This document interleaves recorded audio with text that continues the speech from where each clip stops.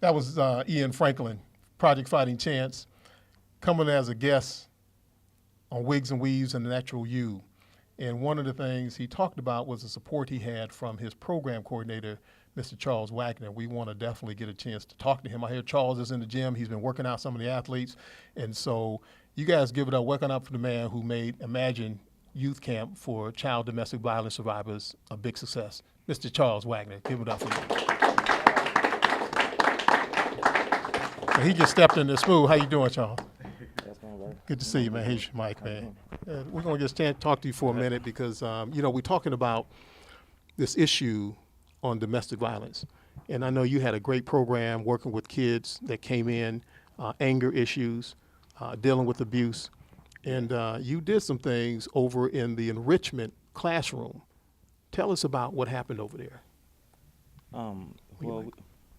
What we did was we brought some kids that are from some homes that are dealt with a lot of trauma, and what we wanted to do was just give them some tools that they can use to navigate their lives. So what I did was I created some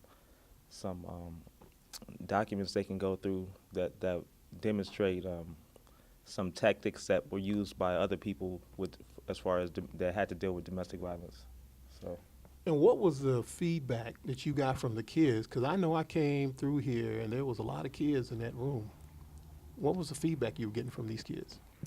The feedback, what I could identify myself is just that they finally probably had someone that can speak to them as far as what they're going through. So, a support mechanism. I see that we're just here for the kids. Maybe they haven't always had someone that was here to speak to them about some of the things that the trauma that they experienced. So that's one of the main things I've seen.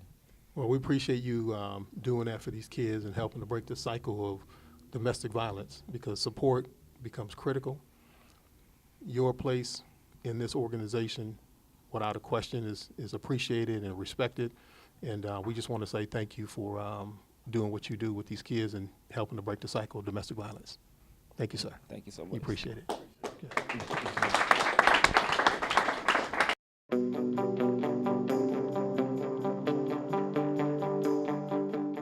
Welcome to UC Riverside School of Medicine.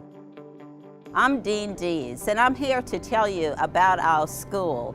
Our students begin to engage in clinical care from the very first month of medical school. They also participate in the LACE program, research experiences, as well as many community-based experiences.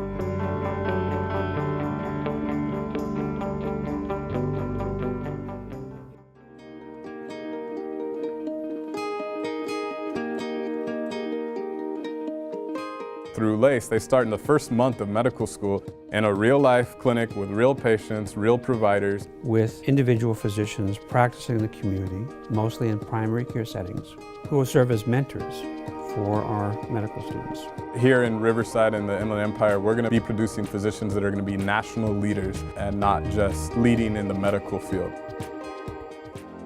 Our students have multiple opportunities to do service, and one of the most popular one is working with our free clinics. Our students are able to serve as the primary caregiver for the patients that they see there. Most of the patients wouldn't have gotten care otherwise, so our students are providing primary care to these patients.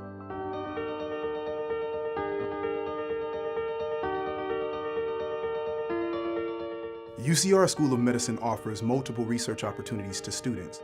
Mandatory research through our practice improvement, community and population health research, clinical research, and biomedical science research. Students are actually getting a chance to move the dial in patient care and actually truly improve the community that they live in and work in. When I look at what kind of research is going on, the kind of teaching is going on, the kind of infrastructure we have, I don't think UC Riverside is less than any of these schools. We have faculty coming from all over the United States, from really big institutes. They want to come here because they know the collaborative environment. Financial and administrative support is, I think, better even than other UCs. I have come from UCLA to UC Riverside. There's a reason for that. In the third year, our students participate in a unique and innovative, clinically integrated longitudinal curriculum. This is a clerkship that's 6 months in duration as opposed to the usual 6 to 8 weeks, and allows students to experience the complexity, the chronicity, and the community-embedded nature of medical care delivery in the 21st century. The opportunity to participate in an integrated longitudinal curriculum will uniquely prepare our students for meeting the healthcare needs of their patients, especially those of inland Southern California.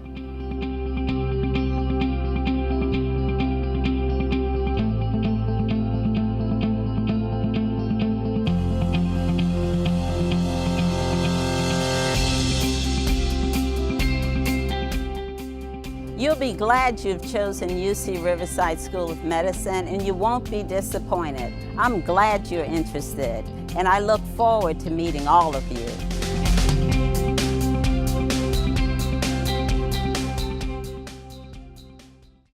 Hey, Hotwaxx, What you got, Moxie Man?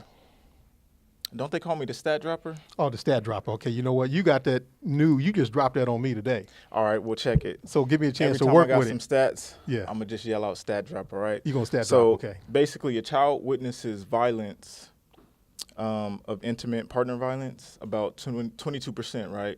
So that's nearly 1 in 4 youth out of every home will witness domestic Wait violence. a minute. You mean to tell me that in America, 1 in 4 children, youth, Children. So out of 4 children, out of one of those 4, one of them is witness. so we got, that's a Domestic lot violence. of kids going to school every morning that are coming out of a household that have experienced domestic violence. Exactly.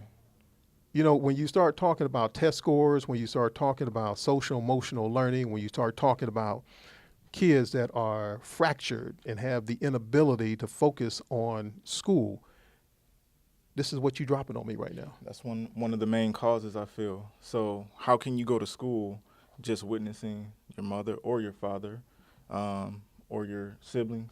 That's right. That would be a lot on my mind. I don't think I would be focused on schoolwork, but that's one of the stats. And so I don't think they Wow. factor those things in when they do these test scores. But I do believe that has a big reason for it. So wait a minute now, Moxie Man. You mean to tell me that you don't believe that the school is hip to the game of a child learning and putting tests in front of them and not factoring in that these kids are coming from trauma-impacted households? Well, let me rephrase that.